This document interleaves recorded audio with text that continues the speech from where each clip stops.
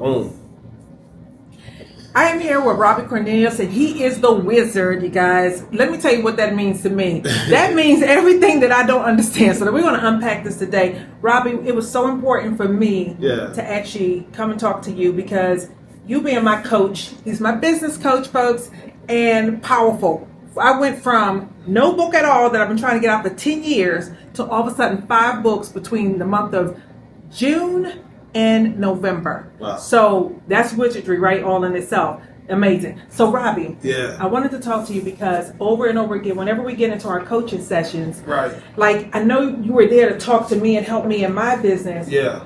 But man, I was always so greedy for more of what you were talking about. Okay. I always wanted to ask you more questions. I never wanted to get off the phone with you. I just kept pulling and pulling and pulling. So today, I feel kind of greedy, if that's okay. That's perfectly fine. That's and the thing about it is, when I would see you on YouTube or other podcasts and things like that, I'm like, they're not really getting to the core of who he is because I know you differently. Yeah. And I'm like, dang, how is it, can you actually, because I know your goal is to impact humanity. Right. How can you impact humanity if they don't know what's in you? Right. But if you're not around people that can even understand what's in you, then you'll never be able to display it because it's hard to actually speak from yourself and say, hey, I'm this, I'm this, I'm this, I'm this. Nobody would really get it. Right. But if they see someone else talking to you about who you are, how you are, it may become more relatable. So I'm hoping that's what we can accomplish. Hey, I'm here for that. And just know that my questions are really just to kind of like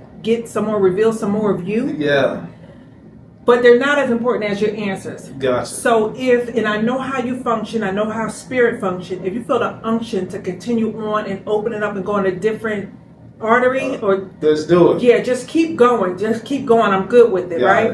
Okay, so I know the story about when you were young. I know about some trauma and things like that. Yeah. But like quickly, can you tell us about how your car accident as a kid changed everything? Because I was always confused about that. I understand when you were young, you're like, hey, that's when it started. But what started when you were young? Like, help me understand that. Well, it let me know that, first of all, you don't have to be a bad person for bad things to happen. True. Because I was just 7 years old. I was a kid, minding my own business. And in the blink of an eye, everything just changed. I went from thinking life was all sweet to thinking, wow. What is the wow? Because you had the car accident, and what happened? Were you in the hospital? Were you hospitalized? Yeah, I almost died. And what happened into your body? What happened into your body with your physical body? So from what I remember seeing myself laying on the ground. Okay, after the accident, I literally see myself. But here's the thing: it was a split consciousness, because at one point I would be in my body on the ground. And in a blink of an eye, I would be over myself, looking down at myself on the ground. Okay. So I was fluctuating between the body and this expanded awareness. Right. So truly not really understanding what happened, other than the fact that I knew I was in a car accident, but I didn't know, I wasn't thinking about like, what did I do to deserve it at that point? Mm-hmm. You know what I mean? I just kind of knew it happened. What was the car accident? You walked out in the street and... No, I was in the backseat of my mom's car. We was in Valdosta, Georgia. I was in the backseat of my mom's car. And we just left my Aunt Kathy's house, right? Mm-hmm. And I was crying in the back seat because my mom wouldn't allow, either their mom or my mom wouldn't allow my cousins to come with me. I wanted them to come spend the night with us, right? And she wouldn't let them go. And I was like, I was so mad. I was like so upset, right? I'm in the back seat just kind of popping out the window, and then we come to a junction in the road. Light turns green for us. We go, and then all of a sudden I'm looking out the window and bam, right in the face. What do you think the reason why they couldn't go? I don't think they were supposed to be a part of that. Because it was for you? It was for my journey. I was the only one in the car that got hurt. My mom was in the front seat, my brother was in the front seat, and I was in the back seat. So now... And I'm the only one that got hurt. So now you're on the ground. Yeah. Your body Did you get like broken arms or anything? My forehead was open. That's what the scar is from? Yep. Wow. Absolutely. Wait, did you hear what you just said? Yeah. Your forehead was open. Yeah. Your eye, your third eye Yeah. became open. Exactly. Boom. Like I could feel the wind on my skull, if that makes sense. I could feel it. And like even when I think about it now, I could feel it. You know what I mean? Understand that. And not necessarily any pain. No, because I was in shock still. So Okay. the pain didn't come till I woke up in the hospital days later. Days later. And I was covered in bandages. I'd already gone through plastic surgery. And then, I was just sore. And I remember it snowing that year in Valdosta. It never snowed in Valdosta. Heck no. But it snowed that day. When I remember myself waking up on the couch of the of my home, I looked out the window and it was snowing, and my mom was like, "Oh my God, Robbie's up!" And I went outside and I played in the snow. I think I was still covered in bandages, you know. So what's interesting about the fact that it was snowing in Valdosta Yeah. on the day that you're waking up Yeah. is something we'll talk about later on when you meditate. Yeah. The nature and how you affect nature. Right. Like the story started back then. Right. And I don't even know if you I connected didn't that even dot connect until the we dots. just say Yeah, this. until you just said it. Yeah. Because it never happened before. Right. So you remember laying on the ground. You remember being separate from your body.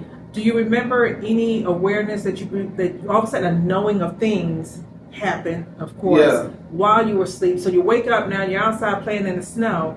Did life look any different towards you? Like how you interacted with your friends or family?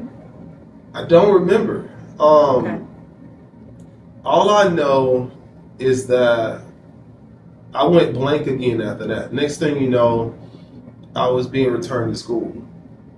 You know, I was being, I got put back in school. And I remember my mom walking me to class.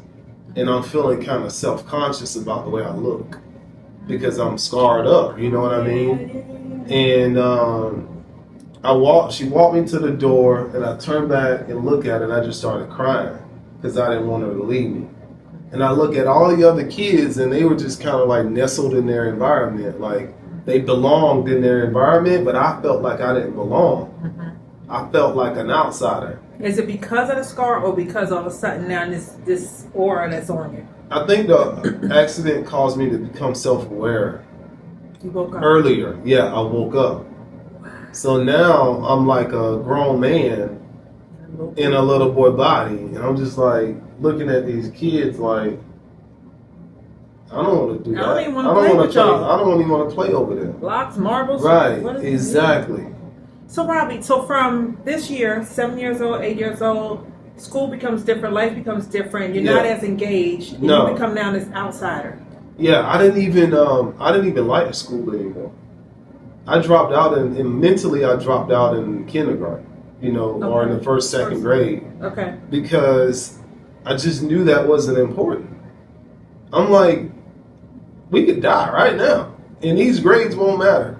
Right. So from that point on, I did the bare minimum to pass my grades. What was important during that time? Did you not know yet? You just knew that wasn't? Surviving from day to day. Yeah, just surviving. Because not only, this car accident was like the most significant memory that I had up until that point, right? Mm-hmm. And then shortly after that, I realized like, oh shit, I'm in a crazy household. Like my dad, crazy. My dad is literally a psychopath that might kill everybody tonight. How old were you around then? Maybe 9 years old. And when you say that might kill everybody, what was it that you were seeing that made you believe that he might kill everybody? Like, did you see him kill something before, like an animal or anything? I heard stories about who he was in the world, but most importantly, it was what started to happen. And what was starting to happen is, let me see, the first time I can remember something significant happening.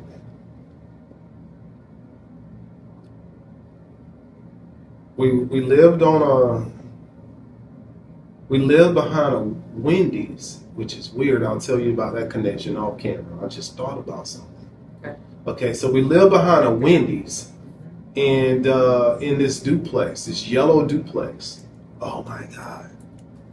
So we lived behind a Wendy's in this yellow duplex, and we're on, like, if you're facing the duplex, we're on the right side, and then there's a kid by the name of Antonio, and his mom, I think her name was Glenda or somebody like that. Mm-hmm.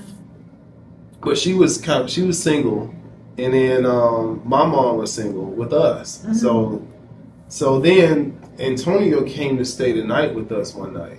Oh no, my mom wasn't single at the time. My dad was there. Okay, in the household. Yeah, but Antonio came to stay the night with us one night, and we were laying on the floor. We made a little cot on the floor, and I'm like, this is gonna be a good night. Antonio is more of my brother's friend than mine, but I'm enjoying the company. And we go to sleep, and then around like 2:00 in the morning, I wake up and I hear screams coming from my parents' bedroom. Mm-hmm. And I'm like, wake up. And I hear her saying, Bobby, Bobby, don't, no, Bobby. And my dad's name was Bobby. Mm-hmm. And so I get up real quick, and I realize what was happening. And I run and I karate kick the door open. And my dad is on one side of the bed, and my mom's on the other side of the bed. And he's trying to get around to attack her. And she keeps moving. Yeah. And so he grabs her and tries to start punching on her. And I jump on him, and I said, get off my mom. I'm so tired of you doing this. And he turned around and hit me in my face like a man. Wow. And so you fall And back. I fall on the floor. And I just lost it. I lied and said that I had a gun that I was going to get from my room, and I was about to kill him. I said, I'm about to kill you. So I lost it. I lost all respect for him. I said, I started going to my room. In my mind, I'm thinking, I hope he gets out of here, because I ain't got no gun. Right. So I went to my room to get a gun. She was like, no, Robbie, no. My mom's like, don't kill him. She don't know if I got one or not. And then... But now, I bet you she realized that you were different, though. She knew something was different about you, so she had no idea what you were capable of. I snapped. And when I said I was going to get a gun, my dad ran. Okay. He ran out the house. And then that created an opportunity for my brother and I to run out of the house. Okay. And we ran, and we stayed in an abandoned house that night. We ran out of the house, down the road, and stayed in an abandoned house. We found a house that nobody was living in, and we just stayed there until the next day. And we called my Uncle Michael, and we went over his house the next day. My mom takes us to school the next day, and everybody quiet, ain't nobody saying nothing. But this is common. At this point, my family's kind of used to it. Like, okay, they running from him again. Yep. And my mom takes us to school, and she goes back to the house to get us some clothes for the next day. She walks in, and he's behind the door with a gun. And he points the gun at her, tells her to get in the car. They drive out to some place in the woods. And he said that if you don't take me back, I'm going to kill both of us. So she took him back. And I got tired of it. I just got tired of, I got tired of hearing her say she was going to leave him, but then taking back every time he either cried or apologized or threatened her. And that went on for a while. And then I told my mom, I said, it's either him or me. I said, if you don't leave him, I'm leaving. I'm running away. And at the time, I don't know how old I was maybe 10 or 11. For some reason, my mom believed what I was saying.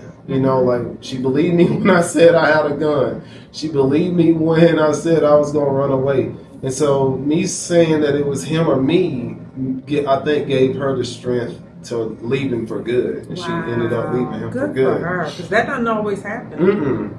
And, but at the time, we couldn't afford it. We couldn't afford to keep living there, right? And So we ended up moving across like 2 streets over to this motel called Del Mar Motel. We stayed in that motel for like 3 years, I think. Wow. Just in that one room. We had a 2-room connection. A kitchenette is what they called it. Okay. Not to mention, my whole family ended up staying at the same motel. My uncle was right across. What the heck? Why did this become a good idea? It was a thing in our family. Like if you couldn't afford to have your house, you would just live in a motel. Survival. Yeah, week to week. You were paid every week at the end of the week, right? And it was normal for us. You know, my mom had one room and we had another room. So it was like, we were in our little minds, this was good. I didn't know it was a problem until I went to school. And What school? High school or college? No, this was middle school. Okay. This was elementary, actually. I rode the bus for the first time, and I saw all the other kids getting dropped off at houses. I'm like, oh shit, I'm not letting nobody see me get dropped off at a motel. Okay. So what I would do is I would get dropped off a block away and walk to the motel because I didn't want anybody to see me getting off at the motel. Yeah. And that went on for a while. Yeah, Del Mar Motel. That's crazy. There was all drugs out there, you know, prostitution. So now your childhood then, because now I'm trying to put the pieces together. So when you introduce yourself, typically you tell the story of, you know, things changed for you when you were a little kid. Yeah. You know, we never got this meat in between. We do get the fact that you had a car accident. We do get the fact that, you know, your mom and your dad was abusive and you couldn't take it anymore. We get that, right? So then now you become a rapper at what age? Well, is there a gap? There's a gap. Yeah, okay. There's a gap because then my dad, he also lived at a motel, but down the road, he lived at a motel called like Big 7 Motel in one room. And we would go visit him every now and then. What made you okay to visit him after a while? He was my dad. I loved him. You know what I mean? I loved him. I desired his love and affection. Did he ever apologize for hitting you? I think he did. Okay, not sure. But he would do it, you know, he would act out again, you know. He had a gambling problem and a drinking problem. When he drunk, he became a totally different person. When he lost his money at the dog track, he would become a different person as well. 3 personalities then. Yeah. But he had a great reputation as a worker, you know, for the company he worked for. And but he just was bad with money, you know. At one point we had like 4 cars in the yard, 3 or 4 cars. They were all, you know, just cars that he bought because he was up. Okay. And then he would lose them again. And then we would have no car, no house. It was just this up and down roller coaster of having it and not having it. And so then we finally moved out to the country. And you left Del Mar and went to the country? Yeah. And when is dad there too? No. Okay. He's at some boarding house somewhere. Like a rooming house. A rooming house. Okay, yeah. He's at a rooming house. And at this time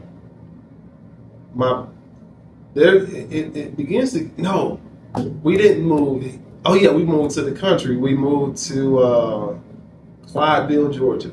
Never heard of it. Clydeville, Georgia. North? Huh? Is it north? South. South, okay. We lived in a trailer park. This is like the second trailer park we lived in. Did you allow the bus to drop you off here? Yeah, because all the trailers were nice out there. Okay. Like everybody, it's like when trailers start to become kind of nice, you know what I mean? And trust and believe, the only time I've ever seen a trailer was when I traveled in the South. From like the Carolinas downward, because we didn't have trailers up north. Yeah, we had a double wide. If you had a double wide, it was like doing something, you know? You had a double wide trailer. Everybody else did. We had the little fake stone at the bottom, you know, so we, you know, it was a decent, you know. But it wasn't ownership, it was rental. She owned it, I think. Wow. Or she was lease purchase? Yeah, rent to own or something like that, maybe. Good for her. But I got my first job. No, that was my second job. I was at Harvey Supermarket. I was 16. And a few days before, my brother went over to my dad's. And this is where it gets kind of vague for me. But my dad ended up jumping on my brother, like beating him. Because something about my brother wanted him to stay home, but my dad wanted to go out and party. So my dad left him in the motel by himself and jumped on him. And your brother younger than you? Yeah. Okay. And I found out about it, and I called my dad up, and I said, next time I see you, I'm going to kill you. And I hung up the phone. And I was at Harvey Supermarket. It was his birthday. I just got off work. Hadn't talked to him in a couple days or so, maybe a couple weeks. But then I pull up to the house. My mom's outside with the neighbors barbecuing. Everybody's laughing, having a good time. I speak to everybody. I go in, I take my apron off and change clothes. And then all of a sudden I'm hearing crying. And I'm like, am I hearing crying? I hear music outside, but crying somewhere in the house. Who is that? I just left everybody. My mom's in her room sitting on the bed crying. And my mom's neighbor, is over her hugging her, saying it's going to be okay. And I said, what's wrong?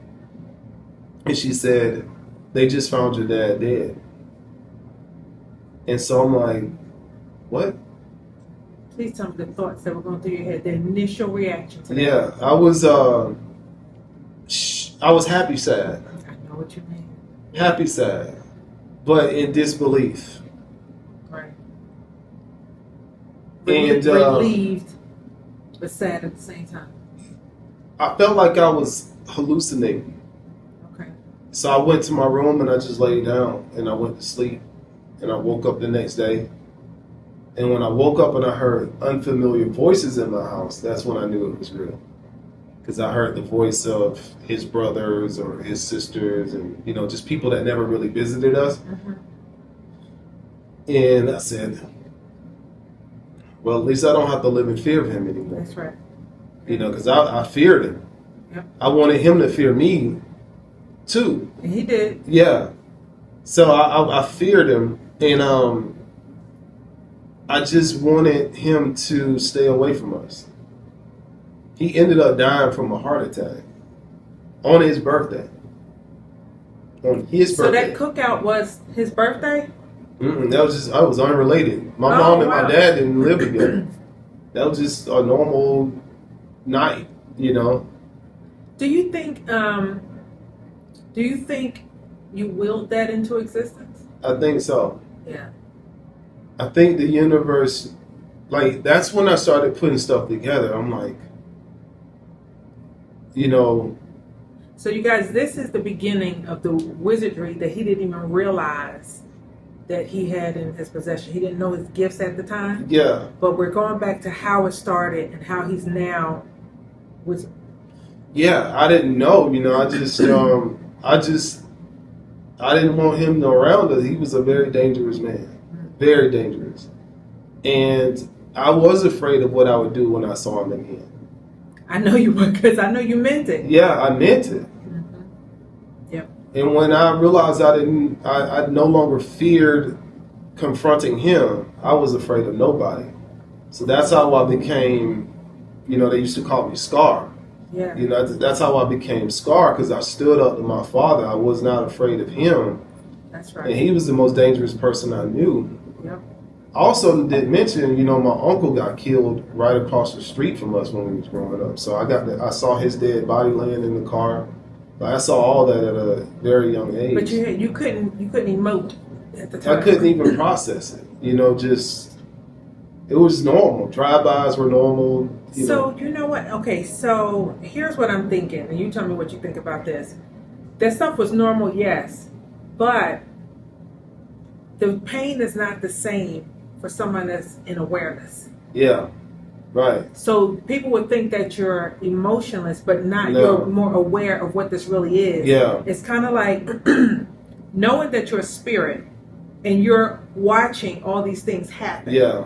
And because you're connected to spirit, Yeah. and because you're aware of what happens, how to move things, how to flow in and out, you can't emote because it's part of a life cycle. So Right. it's nothing to really cry about, Right. even though they're missed Right. in the body. Right. But we're never without them if we need access to Correct. them. Would that be right? Yeah, absolutely. Okay. Absolutely. All right. And your uncle, he died before your dad or after your dad? Before my dad. When he died, Okay. you know, he was like everybody. He was like a legend for a lot Oh, of people. wow. You know, he was like everybody knew him from his physical strength. You know, he had a mouthful of gold way back in the day. Yeah. Did you respect him for something in particular? I kind of feared him. You know, he was a very feared man. Yeah, like my whole dad's side of the family cared more about being feared than anything. Being tough, being street cred. Street cred, yeah. Mm-hmm. They was the definition of street cred. You know, everybody knew who they were. So you becoming Scar, and this emotionless teenager. Yeah. So everybody thought they believed it because of the anger. My fear turned into anger, Okay. and then the anger over time turned into depression.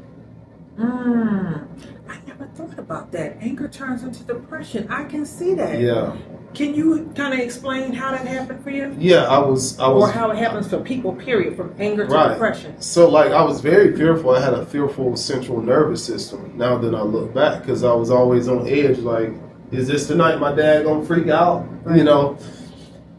And Bracing for impact. yeah, absolutely. And then after he left the house, I became angry. You know, because now I'm like, you're my enemy now. Mm-hmm. And anybody else is my enemy too. So, you know, I went from being very self-conscious about like people making fun of my clothes, you know, because we couldn't afford the best stuff. We got all of our clothes from garage sales every year. We didn't have name brand shoes, and I used to pray, please God, don't let people pick at me today. You know, before I went to school, and I got tired of that. So I'm like, if anybody say anything to me, I'm gonna fire. I'm gonna hit them. Did you become a bully? No, but I was willing to take it there. Long as they don't cross that line, you good. Yeah, and in the 7th grade, I got to take it there for the first time with another person. I don't know what really happened, but I heard somebody was messing with my little brother, and he got off the school bus. And I waited until he got off. He was a big dude, giant dude. And he didn't even know there was an issue. He walked up to me. I just saw black, and I just hit him. And then he hit me back. He caught me on my ear.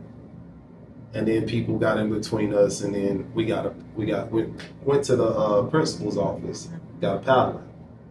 Wow, they paddled. Yeah, they paddled back then. Wow. We didn't get suspended, ironically. We just got a paddle. Ironically, we ended up doing business as an adult, you know, a few years ago. I don't even know if he remembers that. I won't even say his name. I'm sure when you get mollywopped, you remember who did it. But he was a big dude. Like, he was a grown man. His memory was clear, though. And then I got a reputation. Like, you just stood up to you just fought the biggest dude in your school. Meanwhile, I'm like, thank goodness somebody got between us, because if you would have got a hold of me, you know what I mean? But guess what? You keep having these experiences where, okay, I'm gonna have to take it there, I have to go all the way. Yeah. But then your spirit moved situations so that it kept you safe. And then exactly. And then that it just felt good on the inside to like let that be known that you're not about to play with me or anybody I'm associated with. Yeah.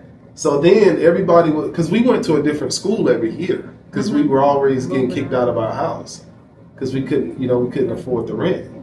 And so every year I was the new guy in school. And I got tired of being fearful of what the kids were going to think about me, right? And so at this school, all the cool kids were, you had the football players, the whoever's and the whoever's, right? And what I made up my mind is I'm not going to fit in with any of them, but I'm going to be cool with everybody. I'm gonna just be to myself Yep. because I don't trust anybody. And so I developed this reputation for being cool with people, but I never became a part of their crew. One man band. You're still that way today. Still that way today, yeah. And then all the other oddballs started to see that in me, and they started hanging around me. Mm-hmm. And so back then I was listening to Master P. Mm-hmm. And I remember one time I came to school and I said, I wore this red polo shirt, and this girl was like, "You look real good in red." I was like, "Really?" She was like, "Yeah." So your whole wardrobe became red? Whole wardrobe became red. But because my whole wardrobe became red, everybody thought that I was a gangbanger. Okay. And so then I became aware that, there's gang coaching, even down there. And now these people that wear this other color all the time, they got a problem with me simply because I'm wearing red all the time. Yeah. So I got approached by somebody. This is when I got to high school. Mm-hmm. When I got to high school, somebody would call me a slob. And a slob is a derogatory word for that you call a blood when you in a different gang. Okay. So people thought I was a blood already. So I ended up becoming one. By default. Because they're not believing me when I say I'm not. So now I become one, right? And but I'm still no bully. I'm on the defense side of things. Like I'm gonna be cool with everybody, but you're back in survival again. But I'm back in survival. It's like, you know what? I want a problem. I could easily join y'all, but I don't want to join y'all. Who your opposite? Okay, I'm gonna become this. And so I strategically became the opposite of what everybody else was doing because I wanted a problem. So that means you became the red, or I became the red. Okay. Yeah, I became the red. And not only that, here's the law of attraction again. Now I get, because I was already rapping, and then a DJ that I knew. Now explain law of attraction. Law of attraction is whatever you think about, you bring about. Whatever you feel is what is revealed. Whatever you vibrate is what's going to manifest in your reality. I didn't know about it at the time, right? Good explanation. Good. So then a real blood from Nickerson Gardens, California, Oh my God! came into town. Oh my God! Please don't tell me he confronted you. No. Oh, okay. Whew. He officiated. Oh crap! Wow. And he was willing to take it wherever anybody wanted to take it, right? So then I'm officially a blood. Not to mention I'm running my own set. So I got 20, 30 people up under me. And you were how old? Still in high school. Yeah, 15, 16 years old. Okay. But we're not, back then, Bloods were all about being, we wasn't predators. I mean, we wasn't predators, we were preys. Like, we were the underdogs. Mm-hmm. We just, nobody's gonna mess with us. But Like we're not looking, we're not looking for nothing. Okay. So it was more like a fraternity and collectiveness. And we were rapping. So we were just, to us, we just a rap group, and we banging red. That's what we doing. Right. You know, we know all the. No violence, just protecting yourselves. At this time, no violence at this time. At that time. At that time. And then I started getting approached by people that I was cool with. Now they know what I am. Now they got a problem. So I'm like, I'm willing. They want opposition, so they had to have a problem by default. By default. And I joined to have a problem by default. I needed to take the anger out on somebody. So Robbie, this kind of goes into, and we'll come back to it, but it's just starting to click for me now. When you train on mindset, what you're doing is teaching people how not to fall into default. Exactly. That was default. And to me at the time, it's still innocent. Now I want to mind you, you didn't, and this is how a lot of kids get trapped in the gangs. Mm-hmm. You just with your crew, your homies. And now you and your homies like, we roll together. We gonna wear the same colors. This is what we're calling our crew. And then all of a sudden, you're just a gangbanger. And it goes from everybody's cool to all of a sudden one person from your crew fights another person from their crew, and now their whole crew got a problem with your crew. Yep. So I teach people, don't fall into the trap of being a gangbanger at all. Let me adjust that. Don't fall into the trap of being a gangbanger at all, because it's easy to fall into. And everything else come after that. Yeah, and but at this time, at least I'm a real blood, you know. At the time, How did that feel? Because you never asked for it, but all of a sudden you get something by default, but it felt empowering? yeah, because I was the only one. You know, I was like the original, you know, one of the originals, you know. Yeah. You were the founder. Yeah. So like, but I didn't want. When I say I was looking for a problem, I was praying that I didn't have a problem with people. But I cannot. My dad already bullied me. I'm not about to let nobody else do it. That cannot happen. It cannot happen. And so I just got a reputation for, like, they just like, don't mess with him, because he'll take it wherever you want to take it to. And I was willing to take it to where. And wait, and the interesting thing is, they never saw anything. They never saw it. It was just my aura. Yeah. It was my. Wow. It was my aura. Mindset, back to the mindset. It was going back to the mindset. Your mindset will actually set up this aura This that people aura. can read. Absolutely. They just like, I could tell he don't care. I'm showing up to high school with no books in my hand. Just dressed just like this, like And sitting in the class. just sitting in the class. Why'd you even go to school? Because I had to. Oh, because I was getting paid. Paid by who? My dad. My dad left. As long as I stayed in school, they was giving me a check. Oh. Who was the day? Insurance company? I think it was insurance. Okay. I think I got like $1,000 a month or something like that.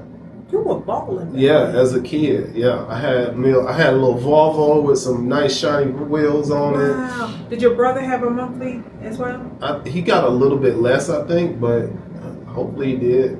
You had a sister? Yeah, that's a whole nother ballgame. Same dad? Supposedly. Okay. She didn't get a check? I don't know. Okay. I didn't have a relationship with anybody really, other than my brother that was in my house. So let me ask you, so now you're in the Bloods, but are you having this awareness of things? I don't want no problem. Guess what I said? Mm-hmm. I'm gonna make friends with everybody in every other gang. Cause I really ain't got no problems with. I'm not really a gangbanger. I'm just a kid. I'm really scared. Mm-hmm. I'm scared of y'all, and I'm scared of what I'll do to y'all if y'all mess with me. That's right. Makes sense. So in order to avoid this, I'm gonna go make. So what I did is I started becoming consciously cool with every other gang in town. And now I had this aura of don't mess with him, but also now we're not gonna let nobody mess with him. So now I was supposed to be the target. Now I became cool with everybody. And the crazy part about it, this is when it gets real dangerous though. From the target to the coveted. Yeah. Now all the other little gangbangers that are in other crews like me so much, they want to become a part of my crew. And that's a big no-no. That never happens. That's a big no-no. So now GDs and Crips and they all want to roll with me. And now their leaders are getting upset. So, but at least we were protected. How long from this age to when did you stop associating with the Bloods? When it started, when I knew it, I'm like, oh, y'all really out here, y'all crazy. Like when I saw, because again, I'm trying to build a record label. This is in my mind. Okay. But we gotta have street cred. I gotta be protected. I'm not, So this is when you were going doing those shows. You always had a big entourage. Had an entourage, yeah. And I got a call one day from a police officer that found my CD in a tattoo shop. I had my number on it. He called me. I hung up. because it was a block number. And he said who he was, and I thought somebody was pranking me. And he called back and said, no, this is for real. I picked up your CD from the tattoo shop. We got it to investigate you. We already didn't got your boys. And they did. They'd already been doing a sweep. People that were in stuff that I had nothing to do with, but we all kind of ran together. He said, and I'm gonna be honest, the whole department is looking at you next. Like we ready. He said, but man, I got this CD, and this thing is fire. Oh. He said, I heard what you said about my partner in the song, because I was dissing the police department and everything in the song. And he said, but man, you good. He's like, you talented, brother. He said, God put it on my heart to call you, to tell you to go all in on music and leave these streets behind. I was sleeping on the couch at a friend's house, in a drug house, that day. And I said, wow, thank you. He said, yeah, man. He said, I'm serious. He said, I'm serious, Scar. Get out them streets. He said, we know your house. We got our eyes on your house, and they was watching my house. My house was right down the road from where I was staying the night. So you say your house, you told me where you were living with your mom? No, I was living with myself. In that drug house? No, I didn't have a drug house. But I had a house, I had a big old house. I had a house on the corner of... because